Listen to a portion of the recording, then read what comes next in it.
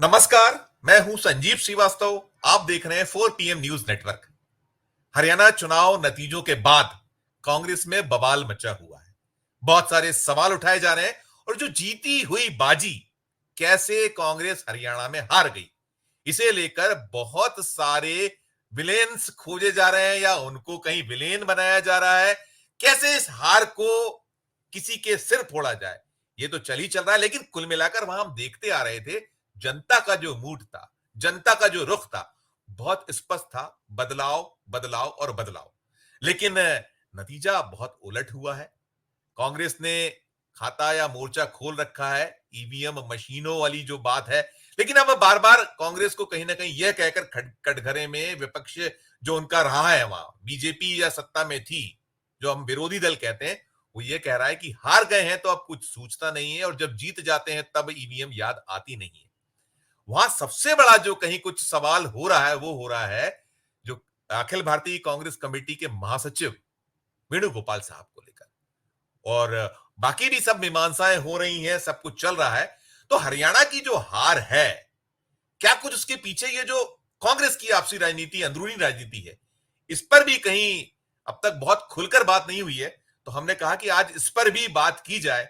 और जो हरियाणा को जानने वाले हैं, हमारे जो पैनलिस्ट हैं, हमारे यहाँ जो निरंतर शो में रहते हैं, आप उन्हें देखते हैं, मैं उनको जोड़ता हूं। सबसे पहले हमसे जुड़ चुके हैं प्रोफेसर अखिल स्वामी साहब और जुड़े हैं हमारे साथ अजय शुक्ल साहब। दोनों को आप लोग सुनते देखते हैं और शानदार बोलते हैं, धुआंधार बोलते हैं और कोई लाग लपेट नहीं होती है।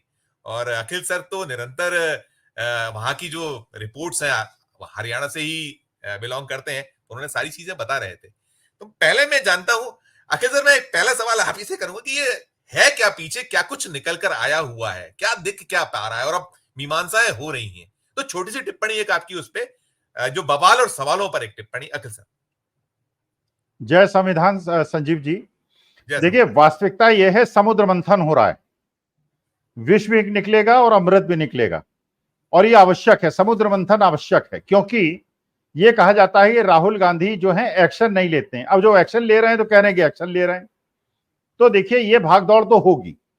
असली मुद्दा यह है कि जो लोग, पहली बात तो यह है, अगर किसी के सिर फोड़नी है, अगर दोष कि हरियाणा के अंदर कांग्रेस नहीं जीती, तो उन ईवीएम पे फोड़िए जो 99-100% चार्ज पाई गई। 100% चार्ज ईवीएम, भैया वो बैटरी मुझे बता दो, उसके निर्माता मुझे बता दो, अगर अडानी जी ना हो, कि भैया जो 100% 3 दिन यूज होने के बाद भी, 3 दिन रखे रहने के बावजूद डिस्चार्ज नहीं होती है। तो देखिए, सिर में अगर किसी के फोड़ना है तो कांग्रेसी एक दूसरे का सिर न फोड़े। जिसको भारतीय जनता पार्टी में चला जाना है चला जाए, अपने ईडी और सीबीआई से बच जाए, लेकिन बहुत दिन तक बचेगा नहीं, क्योंकि मामला जो है बहुत आगे बढ़ चुका है। नीतीश कुमार, चंद्रबाबू नायडू, चिराग पासवान, एकनाथ शिंदे, सब लोग अब घेरे में आ रहे हैं। और दूसरी बात जो आपने कही महासचिव, प्रधान महासचिव के बारे में, देखिए एक चीज बताऊं स्पष्ट, वो बिटिया जिसके बारे में और जिनके बारे में वो सारी बातें हो रही है, मेरे पड़ोस के लोग हैं। इतना प्रतिष्ठित परिवार है, इतने अच्छे लोग हैं। अगर मुझे नहीं पता किसके बारे में संदर्भ हो रही है, मेरे को नहीं पता, आई डोंट नो, लेकिन किसी भी व्यक्ति के बारे में और किसी भी बिटिया के बारे में अगर कोई इस प्रकार के चरित्र हनन के आरोप लगाएगा, उससे निकृष्ट आदमी, उससे गंदा आदमी, उससे नीच आदमी, ऐसे लोग दुशासन हैं और दुर्योधन हैं। देखिए, मेरी बेटी नहीं है, मेरे केवल 2 बेटे हैं, लेकिन 2 बहुएं हैं। मेरे को यह मानना है, किसी भी बिटिया का चरित्र हनन करना कोई दुष्ट आत्मा ही कर सकता है, पुण्यात्मा ऐसा काम नहीं कर सकता।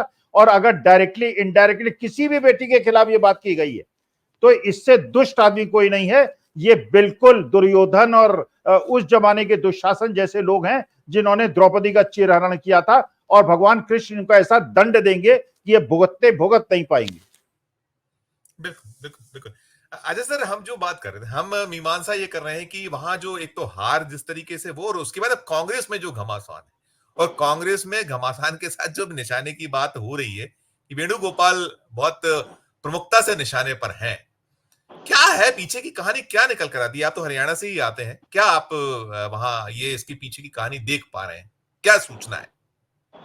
संजीव जी, 2500 लोगों ने 90 सीटों के लिए आवेदन किया था कांग्रेस पार्टी में ऑफिशियली। अनऑफिशियली जितने लोग रहे होंगे वो अलग, जिन्होंने फॉर्म भर के किया था। अब 2500 को तो टिकट नहीं, 90 सीट थी तो 90 को ही दिया जा सकता। तो जिनको बाकी को नहीं मिला, कोई कोई आरोप लगाएगा, कोई कोई चीज कहेगा, कोई कोई चीज कहेगा। लेकिन जो आइडिया ऑफ इंडिया को समझता है, जो चाहता था कि भाजपा को उखाड़ना बड़ा उद्देश्य है, मैं बनूं या न बनूं अलग बात है, वो तो कांग्रेस के साथ खड़ा रहा। लेकिन बाकी कुछ बागी खड़े हो गए, कुछ और हो गए। तो अब ये सारी चीजें होती हैं और हुई तो 14 ऐसे बागी हैं जिन्होंने कांग्रेस को बड़ा नुकसान पहुंचाया। उसके अलावा बाकी तो जो बी टीम राहुल गांधी ने बताया ही था, उन बी टीम ने पहुंचाया। जो 88 सीटों पे आम आदमी पार्टी लड़ी और 88 में से 87 में जमानत जब्त कराई, लेकिन कांग्रेस को हरवा दिया। तो साहब ऐसी स्थिति में आप समझ सकते हैं, ऐसे ही तमाम सारे लोग हैं, इस पे नहीं जाना। तो जब जिनको टिकट नहीं मिला तो कोई कुछ अनर्गल आरोप भी लगाते हैं, लेकिन कम से कम हम पत्रकार हैं, हमारी जिम्मेदारी बनती है उन अनर्गल आरोपों की जांच करें क्या सही में। मुझे एक सीट पे मैं बात कर रहा था पहवाद, किसी ने कहा कि अरे वो अपनी इसको दे आया इसलिए टिकट मिल गया। किसी ने मुझसे कहा कहीं पे कि ऐसे वो कराया और वो, अरे यार मैंने कहा भाई लोगों को इस समय ये स्थिति नहीं है कि वो खाना खा पाए और वो कर पाए, 24 घंटे की लगे की स्थिति है, सोए नहीं पा रहे हैं और तुम ये कहानी बता रहे हो। तो हमने कहा अच्छा बताओ यदि यही है तो कितने और दे आए हो, तुम भी लेके गए थे क्या? तो चुप हो गए। मैं तो ठोक के लिख देता हूं, ट्विटर पे भी लिख देता हूं कई लोगों को। बहरहाल चूंकि मैं ब्लंट हूं, मेरी आदत है तो मैं कह देता हूं। अब कुछ दलाल भी लगे थे टिकटें दिलवाने में, ठेका ले रखा था उन्होंने पैसे के लिए। उदाहरण बता देता हूं, ठेकेदारी ली गई थी आपके फरीदाबाद में ही एक सीट पे, कांग्रेस की नेता थी। जब से केसी वेणुगोपाल ऑर्गेनाइजिंग सेक्रेटरी बने हैं, दलालों की तो वहां एंट्री नहीं है और केसी वेणुगोपाल किसी को वो देते नहीं है। इनके पिताजी के नाम भी यार थे और जो वहां के होते हैं केरल के नंबूदरीपाद बड़े ब्राह्मण होते हैं उस परिवार से थे, कुन्नूर जिले से हैं। मैं इनके यहां गया हूं और आपको बताऊं कि स्थिति ये है कि साहब उन पे आरोप लगाने लगे। वो शख्स शायद कांग्रेस में इकलौता व्यक्ति ऐसा हो सकता है मिले कि जिसको कहा जा सकता है कि कुछ भी डाल लीजिए फर्क नहीं पड़ने वाला है। वो सिर्फ 2 ही 3 लोगों की सुनता है, या तो खड़गे साहब की या श्रीमती गांधी की या राहुल गांधी की। और वही एक शख्स है जो राहुल गांधी को जवाब भी दे देता है, उनके साथ चर्चा भी कर लेता है। इसलिए आपने बहुत बार देखा होगा कि राहुल गांधी उसके साथ बैठ के चर्चा भी करते। तो साहब जब ऐसा कोई नाग बैठा हो जो पूरे खजाने की पूरी रक्षा कर रहा हो, गड़बड़ न होने, दलाली न होने देता हो, तो जिन पत्रकार महोदय ने ठेका ले लिया था, अच्छा ये भी नहीं कि पत्रकार महोदय कोई कांग्रेस के सिंपैथाइजर है, इनकी बीवी जरूर है, वो वहां की पत्रकारिता करती है। ये असल में दलाल है, ये भाजपा की दलाली करते थे। लेकिन कुछ समय में क्या हुआ, कुछ टैपिंग हुई, कुछ वो हुआ, तो इनका रिकॉर्ड मिल गया कि कैसे ये जो है, जो आजकल सड़क परिवहन मंत्री हैं नितिन गडकरी, उनकी दलाली करते थे। वहां पूरा इनका धंधा चलता था क्योंकि महाराष्ट्रीयन। अब खुद को टाइगर टाइगर कहलवाते हैं। अब काहे के टाइगर हैं, कहां इन्होंने क्या जो है ऐसा काम कर दिया है कि टाइगर है। बहरहाल तो ये टाइगर साहब असल में धंधा ये करते थे, इनको खाना होता था जो है मांस, तो अब मांस मिल नहीं रहा है। तो जब मांस नहीं मिल पा रहा है, दलाली चल नहीं रही है, तो फिर किसी पे भी आरोप लगा दो। एक सबूत नहीं दे सकते हैं यदि आप मांग दीजिए। मैं तो कहता हूं बगैर सबूत के बात नहीं करता हूं। तो इनकी तमाम दलाली के किस्से मुझे निजी तौर पे भी पता है, चूंकि जो निजी बात है उसकी मैं जिक्र नहीं करूंगा। लेकिन इतना जरूर है कि जो धंधा करते हैं सांप पकड़ में आ जाता है, तो चलती नहीं है। बहरहाल उस पे कि कांग्रेस इसलिए हार गई क्योंकि केसी वेणुगोपाल ने एक भी टिकट अपने मन से नहीं दिया। जो कमेटी ने रिकमेंड करके नाम भेजे उन्होंने उसके लेटर सिर्फ जारी किए। केसी वेणुगोपाल सिर्फ एक स्टाम्प की तरह काम कर। दूसरी चीज, केसी वेणुगोपाल का संगठन को लेकर जब सवाल उठाते हैं तो केसी वेणुगोपाल का काम है, वो एआईसीसी के संगठन मंत्री है, वो राज्य के नहीं है, वो जिले के नहीं है। उनका काम है स्टेट की पूरी सेंट्रल की पूरी बॉडी बने, स्टेट के जो अपॉइंटमेंट्स हैं वो करें, उसके अंदर के सारे अपॉइंटमेंट्स और सारे काम करना स्टेट अध्यक्षों का काम होता है, वो राष्ट्रीय उसका नहीं होता है। ये हायरार्की और ये संविधान जो है कांग्रेस का पढ़ लें तो पता चल जाएगा। तो साहब पता है नहीं, कुछ भी लेके चल लेंगे आप, टूट पड़िए। अच्छा, वो राहुल गांधी उनपे इसीलिए यकीन करते क्यों? ईमानदार है, समर्पण भाव है और आइडिया ऑफ इंडिया के लिए। इसका उदाहरण दे देता हूं। वो आदमी लोकसभा सदस्य था, कांग्रेस पार्टी ने वहां अलायंस किया, जिस सीट से जीती हुई सीट से, उसमें अलायंस ने मांगा कि नहीं ये सीट हमें चाहिए। केसी वेणुगोपाल ने एक क्षण नहीं लगाया, राहुल गांधी ने कहा कि देखो इसके लिए, तो उन्होंने कहा आप ये कह क्यों रहे हैं, इस्तीफा ये पकड़िए। और उस आदमी ने चुनाव नहीं लड़ा वहां से लोकसभा, काफी दिन वो जो है सदस्य नहीं रहा किसी सदन का, उसने पद से प्यार नहीं था। और उसके बाद में फिर उसे राज्यसभा जब वो गए, राज्यसभा के बाद में फिर मौका आया जब अभी लोकसभा में, तो उसी सीट से कांग्रेस ने कहा लड़ जाओ। तो ये नहीं कहा कि इतने दिन तक तो मुझे यहां आने नहीं दिया, मैं लड़ूं क्या, मुझे तो दिल्ली। उन्होंने कहा ठीक है, आदेश का पालन किया, पूरी मेहनत से लड़े, और लड़े ही नहीं, राहुल गांधी की सीट पे भी जाके मेहनत करी। तो आप इससे समझिए, जो इतना समर्पित भाव से हो, जो एक चमन्नी पार्टी से लेता ना हो, पार्टी को हर तरह सहयोग करता, और वो आज का नहीं है, वो स्टूडेंट मूवमेंट से कांग्रेस के साथ खड़ा है। तो जो शख्स वो संघर्ष करके वहां पहुंचा है, उसके लिए आप कुछ भी कहें तो ऐसे थोड़ी नहीं होता है। ये हार जीत तो चलिए लगी रहती, लेकिन किसी के बारे में चारित्रिक सवाल उठाना, और उनके ऊपर उठाया चलिए वो भी चल जाता। जब आप उठाते हैं, जिन महिलाओं को केंद्रित करते हैं, वो महिलाएं किसी की बहन होंगी, किसी की बेटी होंगी, किसी की पत्नी होंगी, किसी की मां होंगी, आप किसको लांछित कर रहे हैं? शर्म आनी चाहिए ऐसे पत्रकारों को। और मैं कहता हूं, ऐसे दलाल पत्रकार अडानी पे तो सवाल उठाएंगे, उनसे कहिए अंबानी पे सवाल करके दिखाएं, उनसे कहिए कि नितिन गडकरी पे कहें कि कैसे टोल के नाम पे जो वो कारपोरेट चला रहे हैं, और सड़कों में लूट मची है, और जगह जगह आपको गड्ढे मिलेंगे, आप टोल दो आपको गड्ढे देंगे। ये है नितिन गडकरी, करके दिखाएं, बताएं कि कैसे। वो ये नहीं बता पाएंगे, वो नरेंद्र मोदी के रिश्तों के बारे में भी बताएं, है औकात? वो नितिन गडकरी के भी रिश्ते बता दें, है औकात? नहीं है। तो इससे आप यह समझ लीजिए, ये सिर्फ दल्ले हैं, और उसी स्तर की उनकी मानसिकता है, उससे ऊपर नहीं उठ सकते। जी बिल्कुल बिल्कुल सर, ठीक आप कह रहे हैं।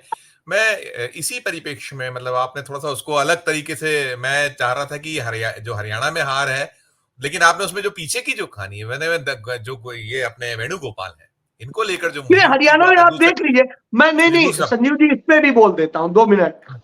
मैं एक सवाल और कर रहा था, मैं एक सवाल और दोनों से कर रहा था, मैं सर से भी कर रहा था, आपसे भी कर रहा था, आप उसमें दोनों में, कि यहाँ जो ये जो तो आपने जो अलग एंगल उसमें कहीं निकाल के दे दिया कि एक्चुअल क्या है, साथ में जो छवि धूमिलता वाली बात तो एक है, जो कुछ लोग जो कह लीजिए, जो आपने गैर रिस्पॉन्सिबल वाली बात की।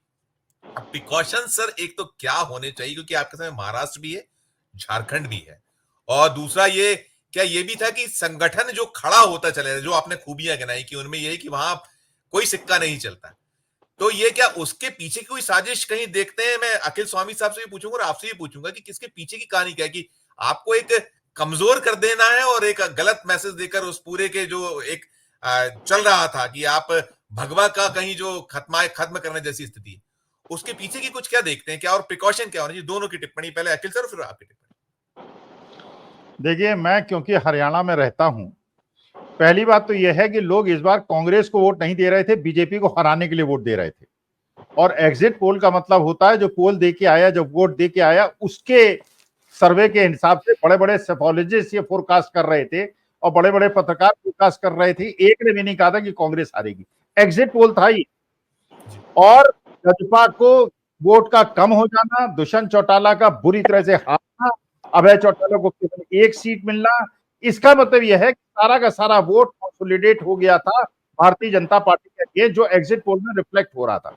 इसका मतलब यह है कि ये हार वास्तविकता में हार नहीं है, ये लूट है जिसको किया गया है। दूसरी बात, आप लोग पता नहीं किसको टाइगर कह रहे थे, किसको एलिफेंट कह रहे थे, किसको माउस कह रहे थे, किसको लॉयन कह रहे थे। देखिए, मेरे को जहां तक पता है, आप भी, अजय शुक्ला जी भी और संजीव जी आप भी और मैं, हम लोग ह्यूमन बीइंग्स हैं, हम लोग हिंसात्मक पशु नहीं है।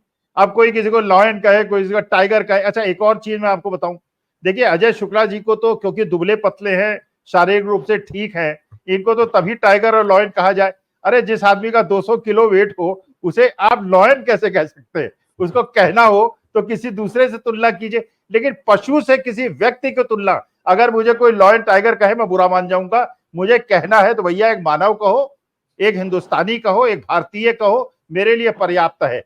कोई कहे वो डंकी है, वो टाइगर है, वो एलिफेंट है, वो रैट है, वो माउस है, मेरे को ये स्वीकार्य नहीं है। तो अपने आप अपने को शेर बना दे, अरे अपना वेट तो कम कर लो यार, तब ये शेर अपने को लॉयन टाइगर कहो। बिल्कुल बिल्कुल। अच्छा सर, आपकी टिप्पणी है। देखिए, मैं समझता हूं कि हरियाणा में आप यदि पूरा चुनाव का आकलन कर लीजिए, कहीं पे कोई 32 सीट से 32 वोट से कांग्रेस हार रही है, कहीं 500 वोट से हार रही है, कहीं 1000 वोट से हार रही है, कहीं 2000 वोट से हार रही है। तो इस तरह से तमाम सीटें हारी जीती गई हैं निश्चित रूप से। यदि पूरे का आकलन करें तो 22,907 वोट यदि और मिल जाते कांग्रेस को, 22,907, जी हाँ, तो कांग्रेस की सरकार बन जाती। कांग्रेस में 2500 लोगों ने ऑफिशियली अप्लाई किया था, ये 100 वोट भी वो दिला देते तो 25,000 वोट हो जाते। मैं ये एक उदाहरण के लिए दे रहा हूं। बहरहाल इन सब चीजों से ऊपर आता हूं, बड़ा छोटा सा माइन्यूटली अंतर है, पॉइंट जो है 0 पॉइंट समथिंग का। अब इतना छोटा सा अंतर है, लेकिन उसने तमाम सीटों में इसी तरीके से बढ़त करा दी। वो क्यों कराई? जैसे मैंने बताया, बी टीम थी जो, उन्होंने और कुछ बागियों ने। तो ये निश्चित रूप से कहीं ना कहीं असफलता है।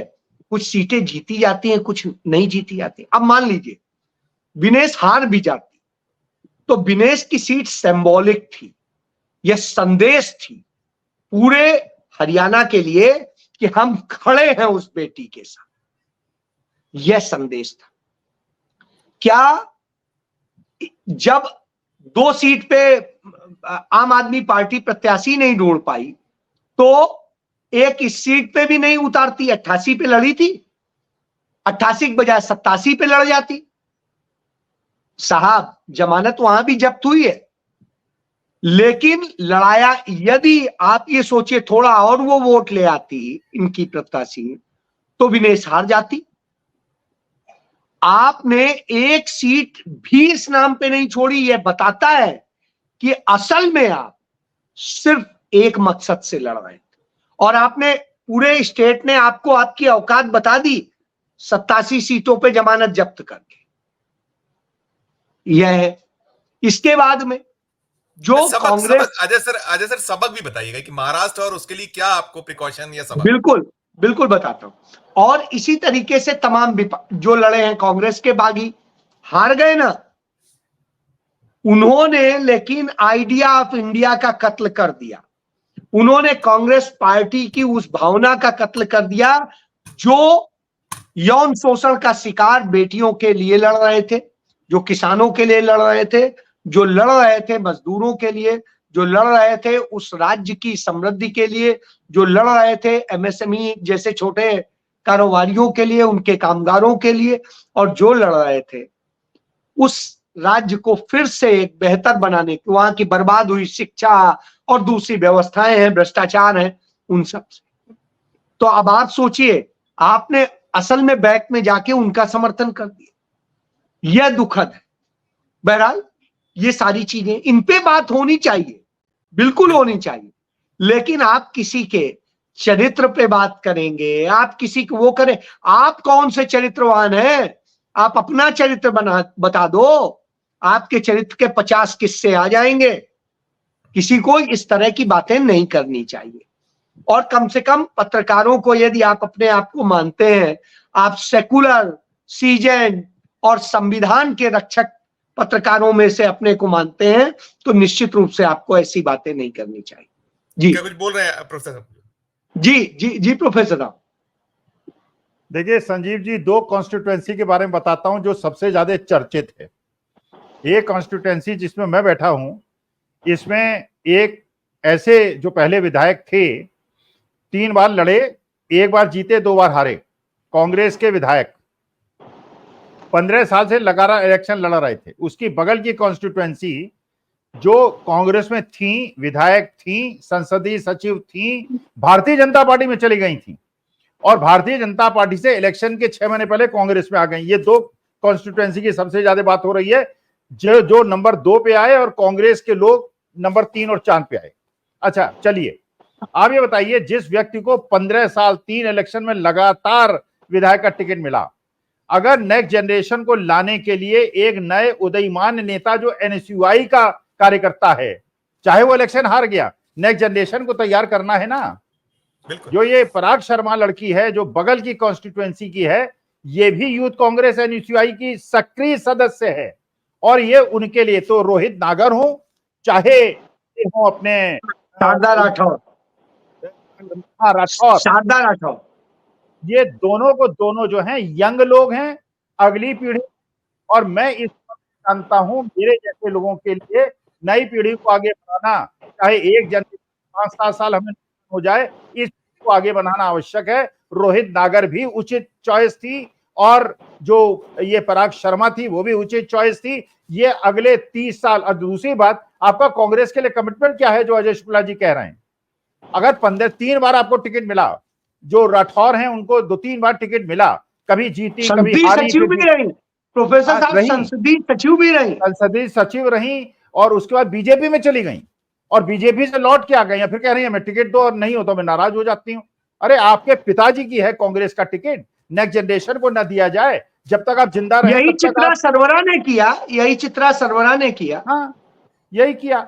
नहीं, चित्रा सरवरा तो देखिए, वास्तविकता ये है, वहां पे अगर चित्रा सरवरा का शैलजा जी अपोज न करती, जरा से वोट कांग्रेस देने चाह रही थी। मैं बता देता हूं, मैं बता रहा हूं अखिल जी की बात पे कि चित्रा को टिकट देना चाह रही थी कांग्रेस, लेकिन चित्रा की भी गलती है, उनके पिता को दी गई थी, उन्हें इस बार शांति, उनसे कहा गया था इस बार रुक जाओ, अगली बार तुम्हें हम यही एकोमोडेट करेंगे, लेकिन उम्र भी है आपके पास, लेकिन नहीं। तो मैं यही कह रहा हूं, आइडिया ऑफ इंडिया से ज्यादा पद दिखाई दे रहा था। जी हाँ, कंटिन्यू कीजिए। एक बहुत छोटी सी टिप्पणी, वही कि क्या प्रिकॉशन, क्या सबक महाराष्ट्र और झारखंड के संदर्भ में, और फिर ये बदनामी से बचना एक जो बात है, तो कुछ क्या आप देखते सुनते हैं? बिल्कुल छोटी छोटी टिप्पणी, तो मैं सोचता हूँ खत्म करेंगे यदि आप लोग की अनुमति। मैं कर देता हूं कि असल में बदनामी से बचने जैसी कोई बात यदि कर रहे हैं तो क्या किसी से बात नहीं करेंगे, किसी से बुके नहीं लेंगे, किसी से वो नहीं करेंगे? ये तो आप किस तरह की बात हरकतें कर रहे हैं। किसी के लिए भी, किसी भी महिला के लिए कुछ भी कह दीजिए तो ये तो आरोप कभी भी लग सकते हैं, इसको तो ना आप रोक सकते हैं और ना इस पे। लेकिन इसमें हम कम से कम हमारी कम्युनिटी को सावधानी से बात करनी चाहिए, उसे ऐसी गंदी बात नहीं करनी चाहिए। यदि ये बात गोदी मीडिया ने की होती तो भी हम मान लेते। ये वो लोग कर रहे हैं जो हमारे साथ बैठ के हमारे होने का दम भरते हैं और असल में हैं, उनके लिए काम करते हैं। यही वजह है कि आज कांग्रेस को उनके बयान के कारण ट्रोल किया जा रहा है। एक चीज, बदनामी झेलनी पड़ रही है, कांग्रेस के चरित्र पर सवाल उठ रहा है, तो आज सोचिए इतने गंदे लोग हैं। तो ये बहरहाल आपका जो सवाल है, निश्चित रूप से महाराष्ट्र में भी यह सोच समझ के कोशिश करके टिकट देनी चाहिए। लेकिन फिर मैं कहता हूं, हार जाइए कोई बात नहीं, लेकिन शारदा राठौर जैसे लोगों को टिकट नहीं देनी चाहिए, जो आपके साथ रहेंगे मलाई खाने के वक्त, फिर जैसे देखेंगे मलाई बीजेपी में मिलेगी वहां चले जाएंगे, और फिर लगेगा कि नहीं अब तो सरकार फिर कांग्रेस की बन रही है, तो फिर आ जाएंगे और कहेंगे नहीं हमें टिकट दो, नहीं तो हम खिलाफ लड़ जाएंगे। हार जाइए, लेकिन मत दीजिए ऐसे लोगों को, क्योंकि ये बनने के बाद भी गद्दार होंगे।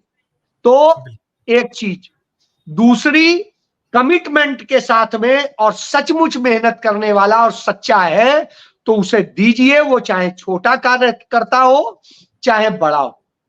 तो मेरा ये मानना है कि ये चीजें जरूर देखी जानी चाहिए। जी बिल्कुल बिल्कुल। अखिल सर कोई टिप्पणी करिएगा आप, एक छोटी सी, मैंने जो प्रिकॉशन की बात की। देखिए, हम महाराष्ट्र के बारे में पूछ रहे हैं, झारखंड। मैं तो एक चीज जानता हूं, अगर राजीव अग्रवाल मुख्य चुनाव आयुक्त रहेंगे, आप कुछ भी कर लीजिए, उद्धव ठाकरे जी को भी चेतावनी देता हूं, शरद पवार जी को भी देता हूं और हेमंत सोरेन को भी देता हूं, आप चुनाव हार जाएंगे। सेफोलॉजिस्ट कहेंगे आप 80% सीटें ला रहे हैं, वेव है, वो है जो छत्तीसगढ़ में भी कहा गया था, आप हार जाएंगे, क्योंकि चुनाव आयोग आपको चुनाव हराएगा। केवल एकमात्र विकल्प है जो अखिलेश यादव ने आज लखनऊ में कहा है, नीतीश कुमार प्रधानमंत्री बने, आंध्र प्रदेश को स्पेशल स्टेट का पैकेज दें। अजीत पवार रूठे बैठे हैं, एकनाथ शिंदे अमित शाह जी से नहीं मिल रहे हैं, यहां पे आके नीतीश कुमार प्राइम मिनिस्टर बने। जब वो प्राइम मिनिस्टर बन जाएंगे, चुनाव आयुक्तों की नियुक्ति भी नीतीश कुमार करेंगे, फेयर इलेक्शन होगा, जो जीतेगा जो हारेगा हम लोग स्वीकार कर लेंगे। लेकिन जब तक राजीव अग्रवाल साहब मुख्य चुनाव आयुक्त हैं, ये चुनाव रिग होंगे। 99-100% चार्ज बैटरीज आपको मिलेंगी और उसके बाद रोते रहिएगा, कलपते रहिएगा, आपस में लड़ते रहिएगा। लेकिन जब तक ये रिजीम है तब तक कोई चुनाव इंडिया अपोजिशन नहीं जीत सकता। अखिलेश यादव इस बात को समझ गए हैं, उनको भी हराया जाएगा और नीतीश कुमार को भी अगले बिहार के असेंबली इलेक्शन में निपटा दिया जाएगा। नीतीश कुमार की 20 से ज्यादा सीटें नहीं आएंगी और उनका जीवन खत्म, जेडीयू खत्म, जैसे बीआरएस खत्म हो गई, जैसे वाईएसआर कांग्रेस खत्म हो गई, अकाली दल खत्म हो गया, इंडियन नेशनल लोक दल खत्म हो गया। जिसको भी आलिंगन में लिखा भस्मासुर की तरह, उसको भस्म कर दिया। अब अगले भस्म होने वाले तेलुगु देशम पार्टी वाले हैं और जेडीयू वाले हैं। अगर नीतीश कुमार प्रधानमंत्री बन जाएं, 15 दिन के अंदर देश की राजनीति और लोकतंत्र ठीक हो जाएगा। महाअघाड़ी 80% सीटें लेके आएगी, झारखंड में भी जीतेगी। लेकिन अगर नीतीश कुमार चाटुकारों से घिरे होंगे जो उनके स्वास्थ्य का लाभ उठा के उनको गलत राय देंगे, हमारे हिंदुस्तान में लोकतंत्र की अंतिम यात्रा हो जाएगी और एक शाही और तानाशाही हिंदुस्तान में हावी हो जाएगी। बिल्कुल बिल्कुल सर, ये हम जो मीमांसा कर रहे थे, एक शानदार और अच्छी चर्चा, उसमें निकल के यही आता है कि प्रिकॉशन अब यही है कि ये जो इससे मुक्ति पानी होगी, जो अखिल सर ने कहा कि अब जब तक इलेक्शन कमीशन ऑफ इंडिया है तब तक तो नहीं जीत पाएंगे। तो तमाम जो हरियाणा को लेकर रार कांग्रेस में मची है, उस पर भी एक अच्छी शानदार चर्चा और उस पर प्रकाश डालने के लिए अजय सर आपका और अखिल सर आपका बहुत बहुत धन्यवाद, बहुत बहुत आभार। तो ये थी हमारी चर्चा। कैसी लगी आपको ये चर्चा? हमारे वीडियो के कमेंट बॉक्स में जाकर कमेंट जरूर कीजिएगा। प्यार और स्नेह बनाए रखिए और देखते रहिए 4 PM न्यूज नेटवर्क। धन्यवाद, नमस्कार।